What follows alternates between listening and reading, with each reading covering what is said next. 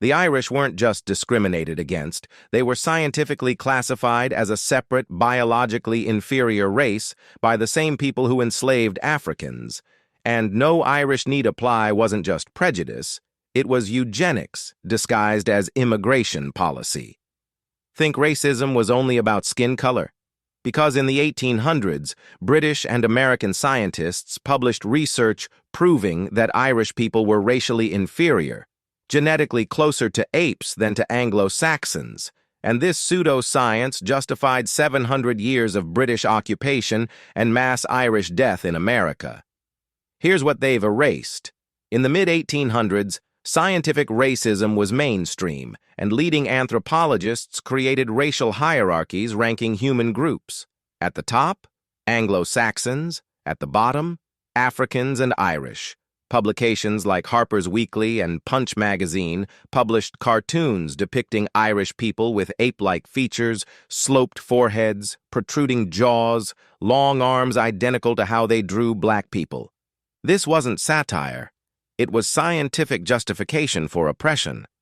British scientists measured Irish skulls and declared them prognathous, meaning jutting jaws, a trait they claimed proved Irish people were evolutionarily primitive.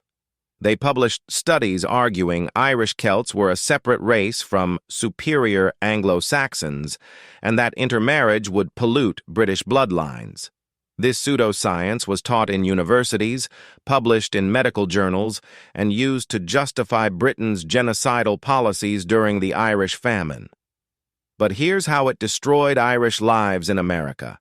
Irish immigrants fleeing starvation arrived in the U.S. only to face signs reading, "No Irish need apply," not just in jobs but in housing, schools, and churches. This wasn't random bigotry. It was systemic exclusion based on racial pseudoscience that classified Irish as biologically unfit for civilization. American newspapers published editorials calling the Irish white chimpanzees and claiming they were genetically incapable of self-governance, sobriety, or intelligence. Doctors published studies alleging the Irish had smaller brain cavities than Anglo-Saxons. Politicians argued Irish immigration threatened America's racial purity.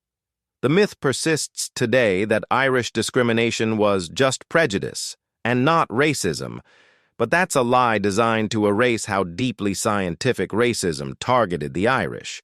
They weren't hated for being Catholic, that was the excuse.